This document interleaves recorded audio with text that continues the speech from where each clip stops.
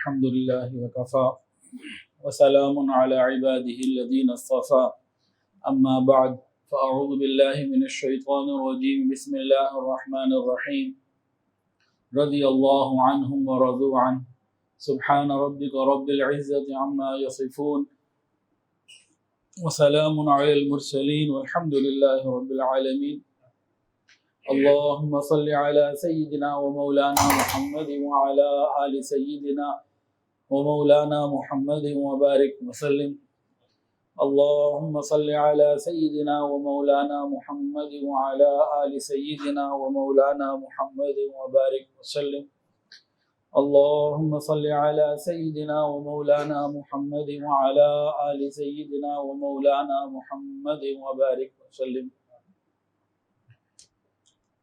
اسلام کی تعلیمات، رسول اللہ صلی اللہ علیہ وآلہ وسلم کی تربیت، انہوں نے تعمیر انسانیت میں بہترین کردار ادا کیا۔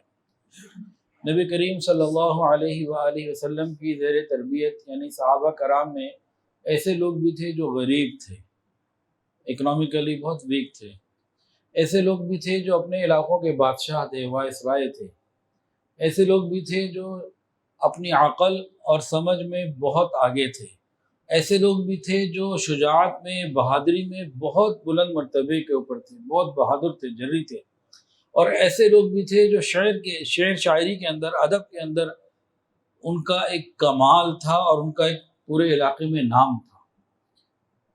تو مختلف قسم کے لوگ نبی علیہ السلام کی صحبت میں آئے، مختلف قسم کے، مختلف قوموں کے، مختلف علاقوں کے، مختلف زبانوں کے، مختلف پس منظر کے۔ اسلام کی وہ جو بنیادی تعلیمات ہیں، ان تعلیمات نے ہر ایک کو ایک بہترین ہیرو بنا دیا۔ یہ ساری بات کیوں بیان کی؟ صرف اس لیے بیان کی کہ آج ہمارے اداروں میں اگر اسلام کی وہ بنیادی تعلیمات عملی طور پر بھی ہوں اور پڑھانے کے لیے بھی ہوں تو ہمارے اندر کردار آ جائے گا۔ جو ڈگریاں ہمارے پاس ہیں، ان ڈگریوں کی نفی نہیں ہے، لیکن ان ڈگریوں میں کہیں امانت، دیانت، کردار کی کوئی بات نہیں ہے۔ تو نبی علیہ السلام نے اپنے پاس آنے والوں کو ایک ایک کو جو ہے نا اپنے روشن چراغ بنا دیا۔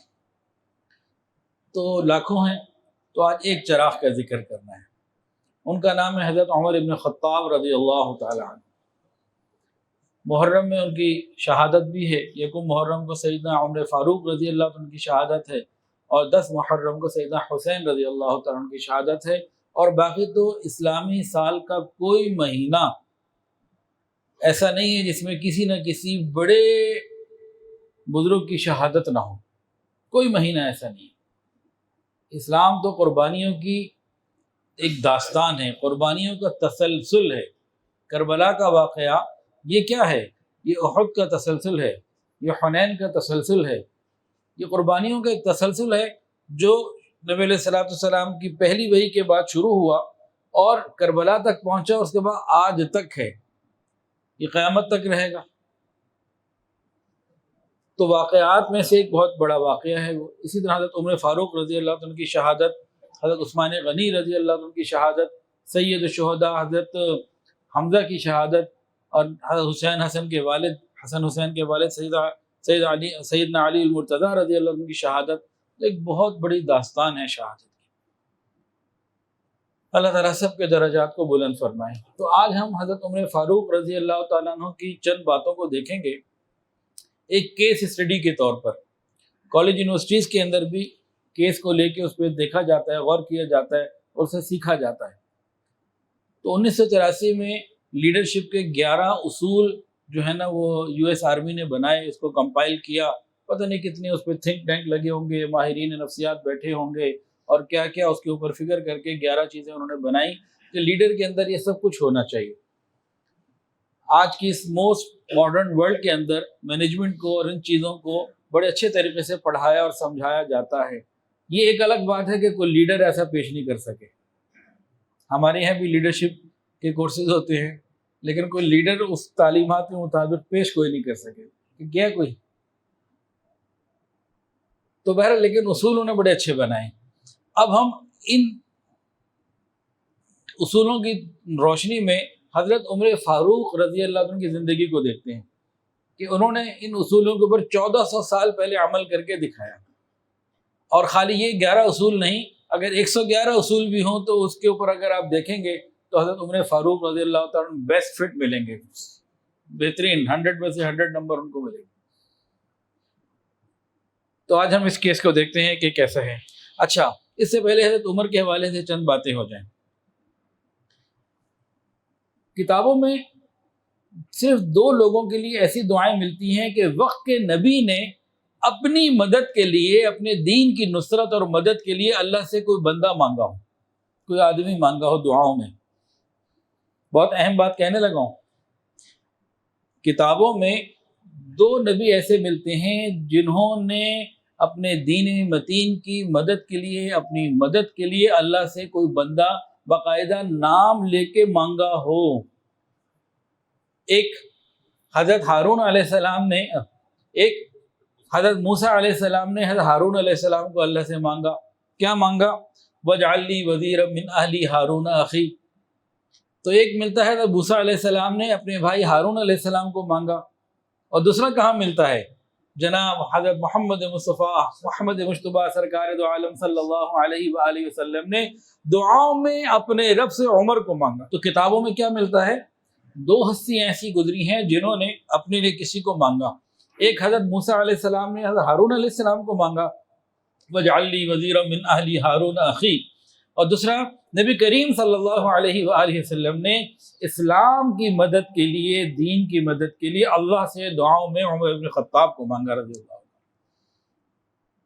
ایک فرق رہا، حضرت ہارون علیہ السلام نبی بنے، حضرت عمر نبی نہ بنے. کیوں؟ کہ نبی علیہ السلام آخری نبی ہیں، آپ کے بعد کوئی نبی نہیں. تو نبی علیہ السلام نے بتا دیا اگر میرے بعد کوئی نبی ہوتے تو عمر ہوتے. گویا کہ اس سے محسوس ہوتا ہے کہ انبیاء کے اندر جو اہلیت ہوتی ہے اللہ نے یہاں رکھی ہے، اس کے کچھ اثرات موجود ہیں. کیونکہ نبی علیہ السلام میں ختنے میں نبوت مکمل ہو گئی، اب آخری نبی ہے، کوئی اور نبی ہے نہیں، اس لیے پھر حضرت عمر بھی نہیں ہے. تو اس حوالے سے اگر غور کریں تو حضرت عمر فاروق رضی اللہ تعالیٰ عنہ کی یہ نسبت بہت عظیم ہے. اسلام لانے سے پہلے حضرت عمر کی شخصیت کیا تھی؟ سخت بھی تھی اور قوت والے بھی تھے. اگر طبیعت کے اندر قوت بھی ہو اور سختی بھی ہو اور کوئی رہنمائی نہ ہو تو انسان کی زندگی تو پھر بہت خوفناک ہوتی ہے. اب کوئی شخص مسلمان ہو جاتا تو حضرت عمر فاروق رضی اللہ تعالیٰ عنہ کو موقع ملتا تو شدید تشدد کرتے، بہت تکلیفیں پہنچاتے. ایک دن قریش مکہ نے سوچا کہ بھئی نبی علیہ السلام کا مسئلہ حل کیا جائے. تو حضرت عمر کھڑے لگے کہ ٹھیک ہے میں جاتا ہوں، حل کرتا ہوں. تلوار لے کے نکلے. راستے میں کسی سے ملاقات ہو گئی، ایک صحابی سے. کہاں جا رہے ہو؟ کہ میں قصہ ختم کرنے جا رہا ہوں. تو اپنے بہنوں کو دیکھو وہ کلمہ پڑھ چکے ہیں. وہاں سے رخ بدلا، پھر وہ تفصیلی واقعہ ہے، وہ مسلمان ہو گئے. اور ان کے اندر جو تبدیلیاں آئیں ان کے دور خلافت میں تو اور زیادہ وہ واضح ہوئیں. تو لیڈرشپ کے جو 11 اصول ہیں، ہم ان اصولوں کی روشنی میں حضرت عمر کی زندگی کو تھوڑا تھوڑا دیکھتے ہیں جتنا ہمارے پاس وقت ہے اس کے اندر رہتے ہوئے. ہم بھی اگر ان اصولوں کو اپنی زندگی میں اپنائیں اور اپنے آپ کو اپ گریڈ کریں تو یقیناً ہماری زندگی میں بھی بہت بہتریاں پیدا ہوں گی انشاءاللہ العزیز.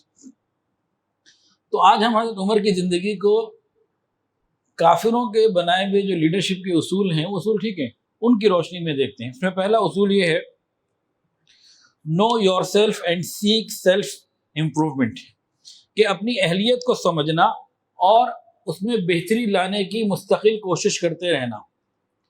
اپنے آپ کو پہچاننا، اپنا محاسبہ کرنا، اکاؤنٹیبلٹی، اپنے آپ کو دیکھنا، اپنی اسٹرینتھ کو بھی دیکھنا کہ کون کون سی صفات میرے اندر ہیں، اور اپنی کمزوریوں کو، ویکنیسز کو بھی دیکھنا کہ کہاں کہاں کن کن ایریاز میں کمزور ہوں.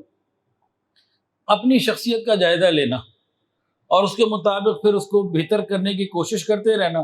اسٹرینتھ کو بڑھانے کی کوشش کرنا، ویکنیس کو کم کرنے کی کوشش کرنا، اور اچھی پروڈکٹیوٹی کو اچیو کرنے کی کوشش کرنا. تو یہ پہلی بات ہے. اور یہ حضرت عمر فاروق رضی اللہ تعالیٰ عنہ اپنا محاسبہ بہت کیا کرتے تھے، جگہ جگہ کیا کرتے تھے. تو یہ بات ان کے زندگی میں بہت وضاحت کے ساتھ موجود ہے. اگر ہم ہر پوائنٹ کے اوپر زیادہ رکیں تو پھر ہم 11 پورے نہیں کر پائیں گے. دوسرا اصول، make sound and timely decision. Leadership کا دوسرا اصول، make sound and timely decision. اس سلسلے یہ کیا ہے کہ بروقت اور زبردست، بروقت اور بہترین فیصلے کرنا. یہ قوت فیصلہ یہ ان کے اندر خوب بھری ہوئی تھی. اس کی 3 مثالیں لے لیجئے. 3 سے مراد 3 الگ الگ. ایک تو یہ کہ قرآن مجید کی کئی آیات 17 یا اس سے زیادہ مواقع کی وہ نازل ہوئیں جو حضرت عمر فاروق رضی اللہ تعالی عنہ کی رائے، قرآن کی رائے کے مطابق تھی. نبی علیہ السلام نے فتح مکہ کیا، حضرت عمر کے دل میں آیا کہ مقام ابراہیم پہ نماز پڑھی جائے. اللہ ہی نے دل میں ڈالا، ادھر سے آیت نازل ہو گئی وَاتَّخِذُوا مِن مَّقَامِ إِبْرَاهِيمَ مُصَلًّى. حضرت عمر کے دل میں آیا عورتوں کے لیے پردے کا کوئی نظام ہو، کچھ ہو، ادھر سے پردے کی آیات نازل ہو گئی، اللہ ہی نے دل میں ڈالا. تو ان کی رائے قرآن مجید کے موافق ہوا کرتی تھی. اتنی فہم اور فراست اور اتنا شریعت کے ساتھ ہم مزاج اللہ نے ان کو کر دیا تھا. یہ معمولی باتیں نہیں ہیں، یہ بہت بڑی باتیں ہیں. نبی علیہ السلام کے دنیا سے جانے کے بعد صدیق اکبر رضی اللہ تعالیٰ عنہ خلیفہ بنے، تو حضرت عمر فاروق رضی اللہ عنہ سب سے پہلی ہستی ہیں جو ان کے پاس آئے اور کہا قرآن مجید کو کمپائل کیجئے، قرآن مجید کو جمع کیجئے.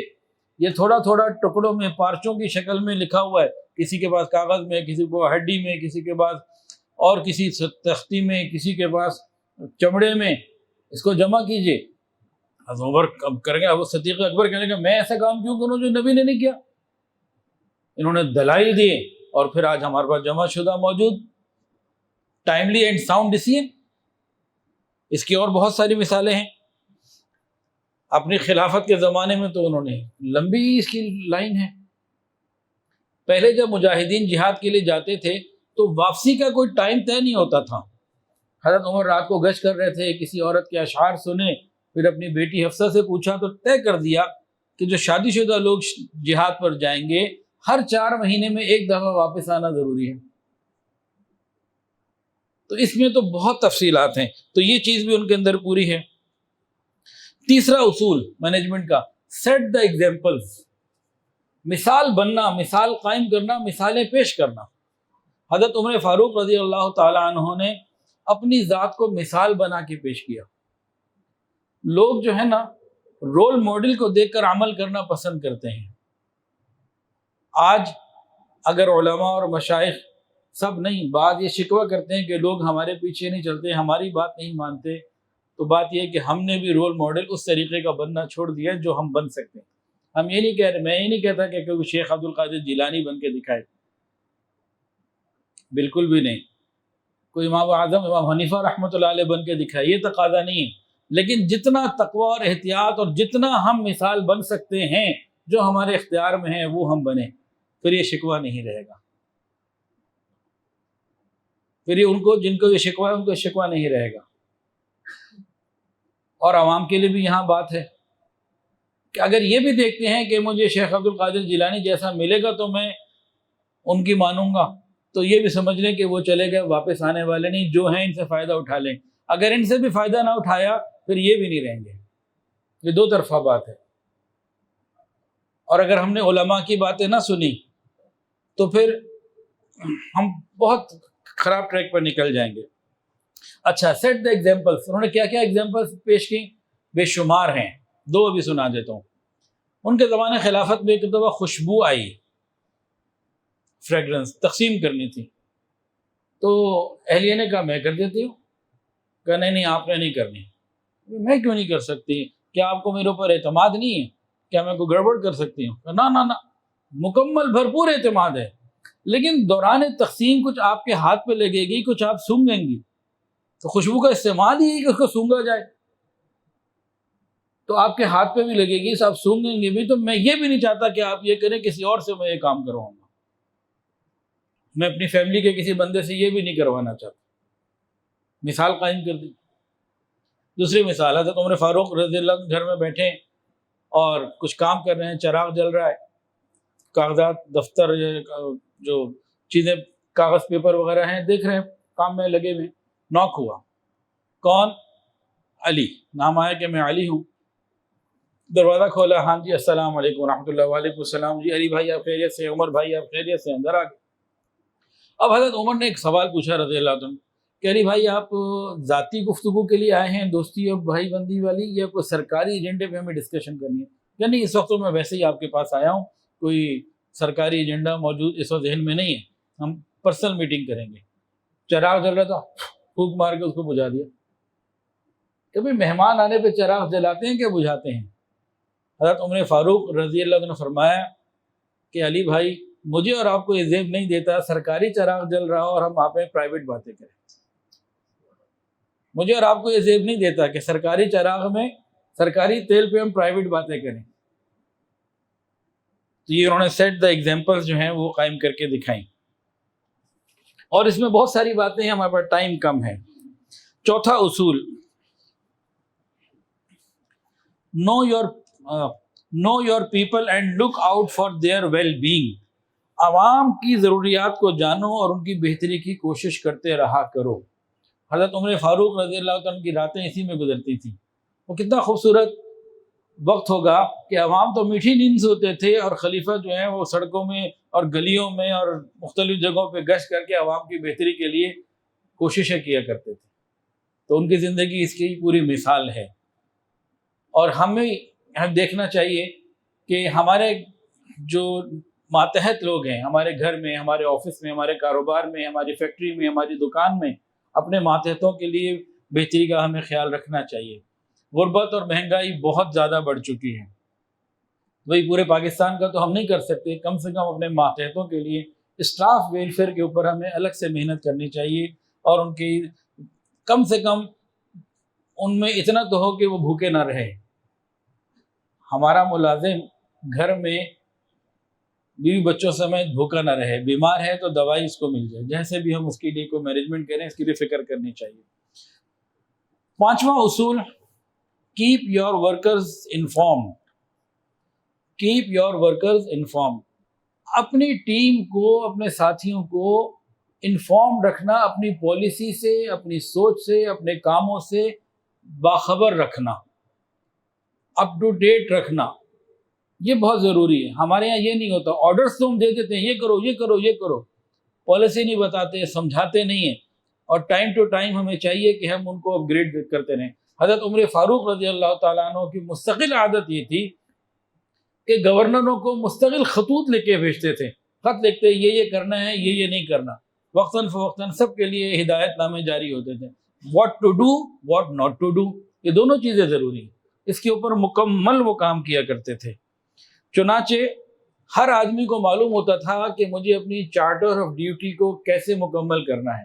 صرف گورنرز کو اور اسٹاف کو نہیں، بالکل نیچے ایک عام آدمی کو بھی اس کا احساس ہوتا تھا کہ امیر المومنین نے جو ہمیں ذمہ داری دی ہوئی اسے کیسے پورا کرنا ہے. اس کی ایک مثال بہت مشہور واقعہ ہے. حضرت عمر فاروق رضی اللہ عنہ رات کو گشت کرتے ہوئے جا رہے تھے تو ایک گھر سے آواز آئی. ماں نے بیٹی سے پوچھا آج دودھ ہے؟ کہ اماں دودھ تو بڑا کم ہے، پانی ملا دو. کہ نہیں، امیر المومنین نے پانی ملانے سے منع کیا. چارٹر آف ڈیوٹی آ گیا نا، امیر المومنین نے پانی ملانے سے منع کیا ہوا ہے. تو ماں نے کہا وہ کون سا دیکھ رہے ہیں، عمر کون سا دیکھ رہے ہیں. اب وہاں خوف خدا بھی تھا کہ عمر نہیں دیکھ رہا، عمر کا خدا تو دیکھ رہا ہے. تو یہ احساس تبھی پیدا ہوتا ہے جب اوپر بھی ہو. چھٹا اصول کیا ہے؟ Develop sense of responsibility in workers. Develop sense of responsibility in workers. اپنے ماتحتوں میں کام کرنے والوں میں احساس ذمہ داری پیدا کرنا. آج ہمارے معاشرے میں یہ احساس ذمہ داری نہ ہونے کے برابر ہے. اسی وجہ سے ہمارے سرکاری ادارے، نیم سرکاری ادارے، پرائیویٹ ادارے، حتیٰ کہ پورا ملک جو نیچے کی طرف جا رہا ہے، اس کی ایک بہت بڑی ریزن کیا ہے کہ ہمارے اندر سینس آف رسپانسبلٹی نہ ہونے کے برابر ہے. اب یہ کیا ہے؟ انہوں نے ان کی اپنی احساس ذمہ داری کے واقعے کو سنیے. مشہور واقعہ آپ لوگوں نے سنا اور پڑھا ہوگا. حضرت عمر فاروق رضی اللہ عنہ رات کو گشت کیا کرتے تھے. تو ایک دن ابو نے غلام اسلم رضی اللہ عنہ کے ساتھ گشت کر رہے تھے. سوچا کہ آج مدینہ کی گلیوں کو چھوڑ کے باہر نکلتے ہیں، صحرا کی طرف نکلتے ہیں. تو شہر سے باہر نکلے. ایک قافلہ وہاں نظر آیا کہ پڑاؤ ڈالا ہوا تھا. اس قافلے کے قریب گئے تو دیکھا ایک عورت ہے، اس نے چولہا جلایا ہوا، لکڑیاں رکھی ہوئی، اوپر کوئی ہنڈیاں رکھی ہوئی ہیں اور کھانا گویا کہ پک رہا ہے، اور اس گرد اس کے بچے ہیں، وہ رو رہے ہیں۔ تھوڑی دیر دیکھتے رہے تو حضرت عمر نے کہا کہ یہ کچھ مختلف سا معاملہ لگ رہا ہے۔ اس سے جا کے پوچھا بھی کیا بات ہے، کھانے میں کیا پک رہا ہے، یہ کیوں رو رہے ہیں، کیوں نہیں کھلاتی؟ اس نے کہا جنابی آپ کون ہیں؟ بات یہ ہے کہ میرے پاس تو کچھ ہے نہیں، بچے بھوک سے بلک رہے ہیں، میرے پاس کچھ نہیں ہے۔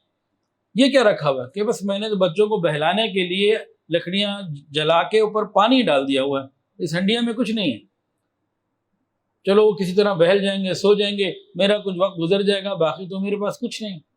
حضرت عمر فاروق رضی اللہ عنہ نے یہ سنا، فوری طور پر واپس لوٹے، سیدھا بیت المال، بوری میں آٹا یا شہد یا گندم مثلا کی کچھ چیزیں، جو وغیرہ کچھ بھی لیا، انہوں نے بوری کو بھرا، بوری فل بھر گئی۔ اس کے بعد اپنے غلام اسلم کو کہا میری کمر پہ لوڈ کرواؤ۔ کہا جناب میں اٹھاتا ہوں۔ کیا قیامت کے دن عمر کا وزن تم اٹھاؤ گے؟ قیامت کے دن عمر کی ذمہ داریوں کا وزن تم اٹھاؤ گے؟ وہ خاموش ہو گئے۔ اب حضرت عمر فاروق رضی اللہ عنہ نے کمر کے اوپر بوری ڈالی، شہر کی گلیاں کراس کرتے کرتے امیر المومنین شہر کے باہر پہنچے، صحرا میں پہنچ کر اسی کے بعد جا کے وہ اس کو دے دیا۔ وہ خوش ہو گئی، کہا پکاؤ اس کو۔ اب غلام نے کہا جناب کام پورا ہو گیا، واپس سے کھڑے ہیں۔ اب اس نے پانی پھینکا اور جناب وہ جو چیزیں تھی بنانا شروع کری، ادھر سے ذرا جو لکڑیاں تھیں کمزور پڑ گئی تھیں، عمر فاروق رضی اللہ عنہ پھونکے مار رہے ہیں، وقت امیر المومنین ہیں، آگ جلانے کے لیے پھونک مار رہے ہیں، آگ تیز ہو جائے۔ اب کھانا پک گیا، غلام اسلم نے کہا حضرت چلے، خاموش کھڑے۔ کھانا پک گیا، بچوں نے کھایا، اور اس کے بعد بچے پھر جب پیٹ بھر گیا تو کھیلنے لگے، ہستی کرنے لگے، ہنسی جو مستیاں ہوتی ہیں بچوں کی شرارتیں، بچے اس میں لگ گئے۔ اب کہا اب چلیں، اب حضرت عمر نے کہا اب چلتے ہیں، اور پھر پوچھا اسلم جانتے ہو اتنی دیر میں کیوں کھڑا رہا؟ ہم جانتے ہو اتنی دیر میں کیوں کھڑا رہا؟ کہ میں نے اپنی آنکھوں سے بچوں کو روتے ہوئے دیکھا تھا، میرا دل کیا ان کو ہنستے ہوئے بھی دیکھا۔ ہمیں رلانا تو آتا ہے، ہنسانا نہیں آتا۔ کہ میں نے ان بچوں کو اپنی آنکھوں سے روتے ہوئے دیکھا تھا، میرا دل کیا کہ میں ان کو ہنستے ہوئے دیکھا۔ یہ احساس ذمہ داری ان کا اپنا تھا، جو پھر آگے کارکنوں میں بھی پہنچا۔ ساتواں اصول کیا ہے؟ Ensure task are understood and done. Ensure task are understood and done. جب لیڈر ہوتا ہے، ذمہ دار ہوتا ہے، ادارے کا بڑا ہوتا ہے، اس کو چاہیے کہ اس بات کو انشور رکھے، اس کی دیکھ بھال کرتا رہے کہ بھی جو کام لوگوں کو دیے ہوئے وہ ہو بھی رہے ہیں کہ نہیں ہو رہے، ان کی نگرانی کرنا بھی اوپر اس بندے کا کام ہے۔ وہ یہ نہیں کہہ سکتا کہ جی میں نے جس کو ذمہ داری دے دی ہے اس کی غلطی ہے، وہ اپنے آپ کو بھلے ہٹا نہیں سکتا۔ تو حضرت عمر فاروق رضی اللہ تعالیٰ عنہ صرف گورنروں کو خطوط نہیں لکھتے تھے کہ واٹ ٹو ڈو اور واٹ ناٹ ٹو ڈو، کہ کیا کرنا ہے کیا نہیں کرنا، صرف اس پہ نہیں، باقاعدہ خبریں منگواتے تھے، خبریں لیتے تھے اور وزٹ کرنے جایا کرتے تھے۔ ایک اسی طرح مرتبہ شام پہنچے، حمص ایک شہر ہے وہاں پہنچے، اور وہاں جا کے گورنر کے حالات معلوم ہوئے۔ تو اہل علاقہ نے گورنر حمص کی، شام کے گورنر کی، شام بہت بڑا علاقہ تھا، کوئی چھوٹا موٹا علاقہ نہیں تھا۔ آج کا جو سیریا اور شام ہے نا چھوٹا سا ہے، اصل شام میں اردن بھی ہے، کچھ اسرائیل کا حصہ ہے، فلسطین کا حصہ ہے، کچھ سعودی عرب کا حصہ ہے، کچھ ترکی کا حصہ ہے، تو یہ کافی بڑا تھا سلسلہ۔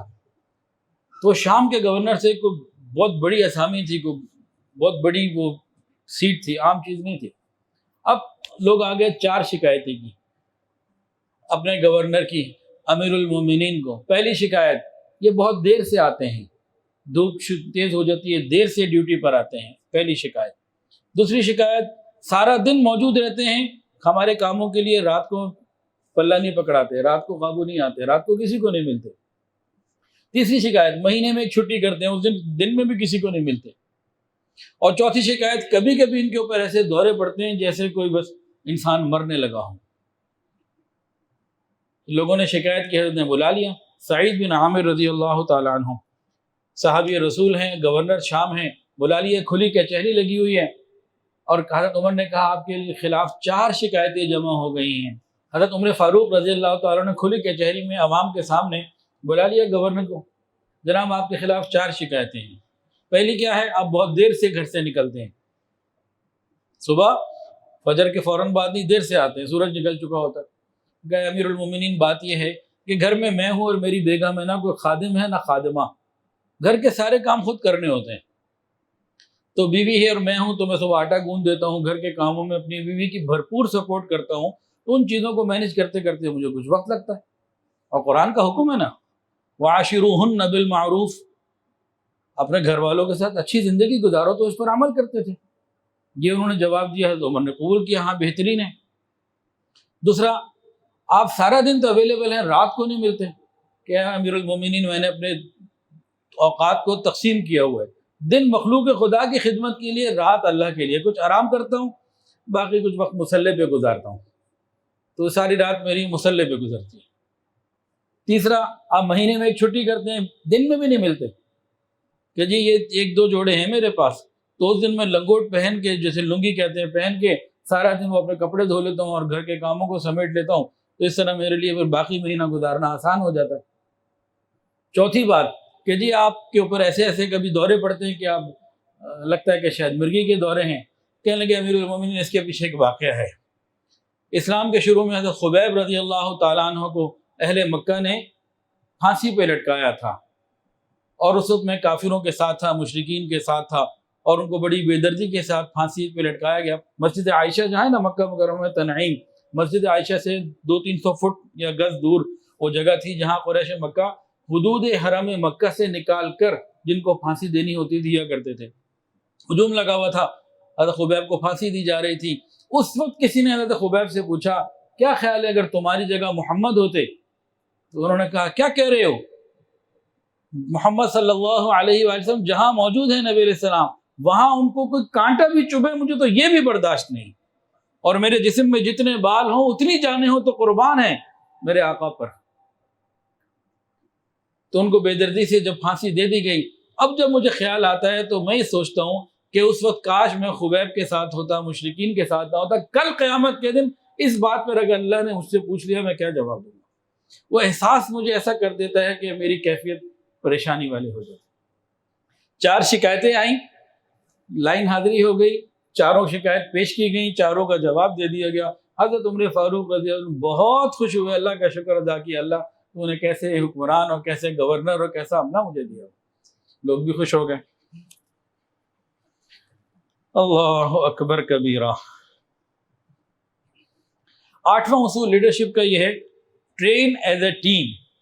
یہ ایک بہت بڑی کمی ہمارے زمانے میں کہ ہمارا جو ادارے کا بڑا ہے ون مین شو بہت چاہتا ہے، ٹیم کی ٹریننگ ہر جگہ نہیں ہے، اگر ہے بھی تو اس میں بہت ادھورا پن ہے۔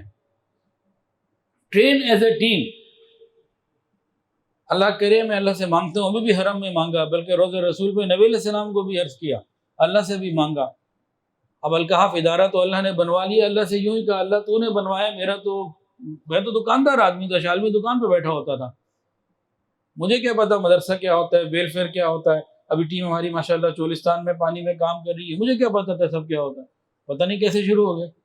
اب ایک ہے دل میں، اللہ مجھے بھی استقامت عطا فرما، ہمت عطا فرما، میرے بعد ایسے لوگ مل جائیں جو اس کو چلانے والے بنے اور مجھ سے بہتر چلانے والے بنے۔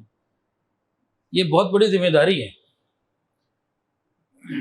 خود کام کر جانا، اس کے بعد جیسے حکیم تھے پیچھے سب کچھ تھا، حکمت لے کے قبر میں چلے گئے، آگے نہیں دیا، تو سانپ نہیں بننا ہوتا، لوگوں کو ٹرین کرنا ہوتا، اس سے بڑھتا ہے۔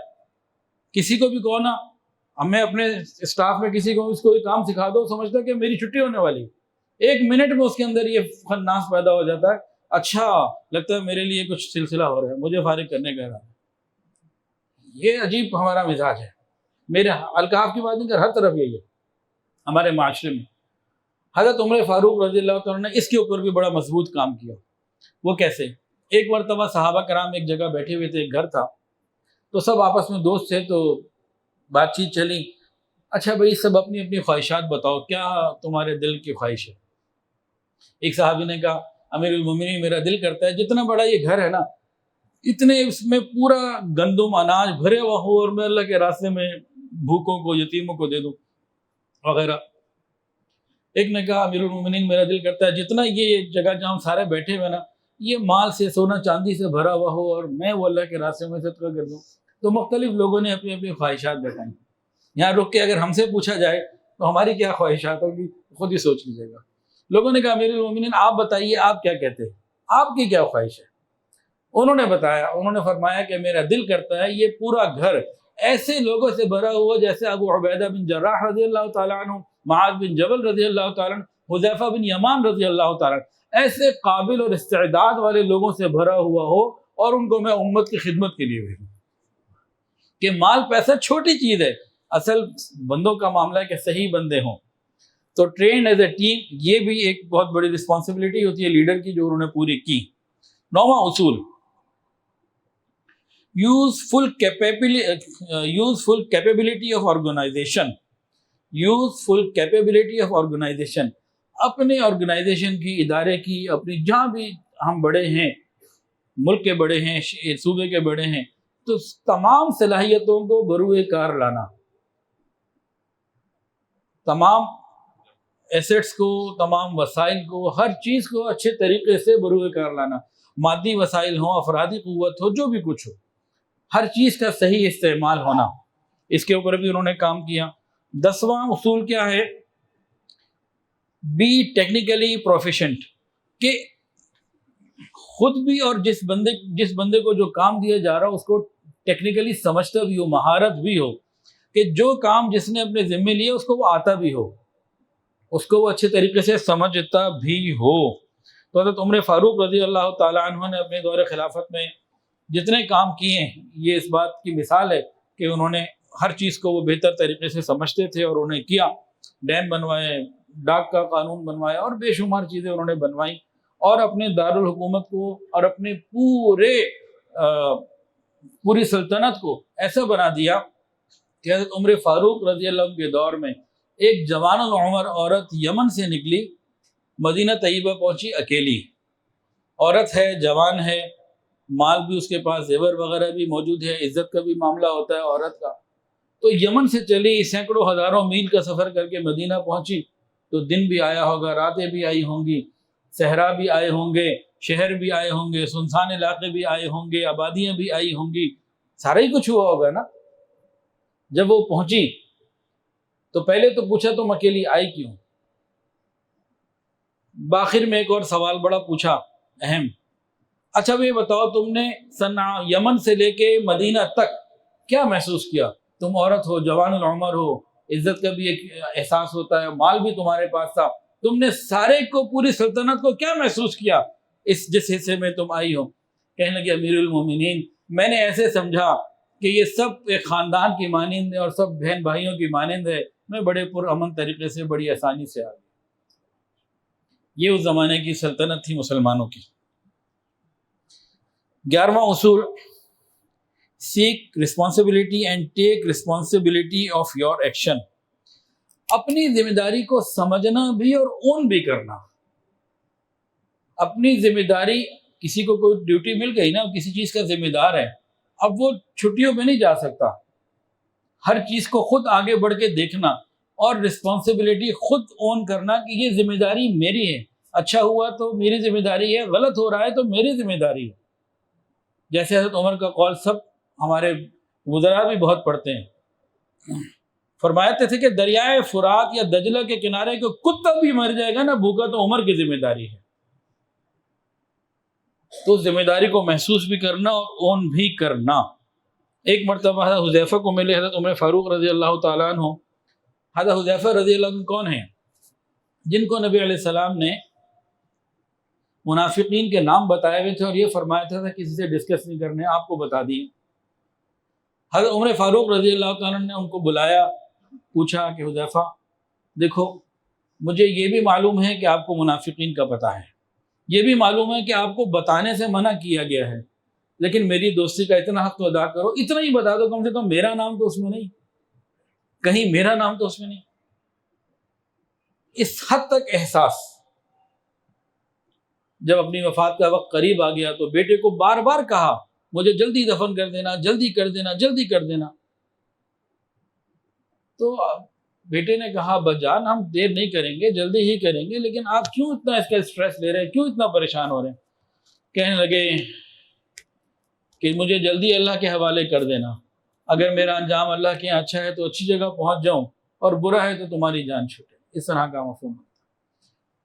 حضرت عمر فاروق رضی اللہ تعالیٰ عنہ اپنے زمانہ خلافت میں جا رہے ہیں، ایک جگہ رک گئے، کوئی گھاٹی سی تھی، دیکھنے لگے، لوگ حیران ہیں یہ کون سی جگہ ہے، اس میں کیا ہے، اس کے اندر کیا ہے؟ وہ دیکھ رہے ہیں سوچ رہے ہیں۔ کسی نے پوچھ لیا حضرت یہاں پہ کیا ایسا ہے؟ فرمایا کہ نہیں، عام لوگوں کے لیے تو کچھ ایسا نہیں ہے، عمر ابن خطاب کے لیے بہت کچھ ہے۔ فرمانے لگے کہ اسلام لانے سے پہلے میں اپنے والد کے اونٹ نیچے اس جگہ یہاں پہ چراتا تھا، مجھے اونٹ چرانے نہیں آتے تھے، میرا والد مجھے کہتا تھا عمر تو کیا زندگی گزارے گا، ارے تجھے تو اونٹ چرانے نہیں آتے۔ تو عمر تو ایسا تھا۔ آج اللہ نے اسلام کی برکت سے، رسول اللہ صلی اللہ علیہ وآلہ وسلم کی صحبت کی برکت سے، دین کی برکت سے عمر کو ایسا بنا دیا کہ امیر المومنین بن گیا۔ تو اسلام کی تعلیمات بہت خوبصورت ہیں، اللہ تعالیٰ مجھے اور آپ کو ان پر عمل کی توفیق عطا فرمائے۔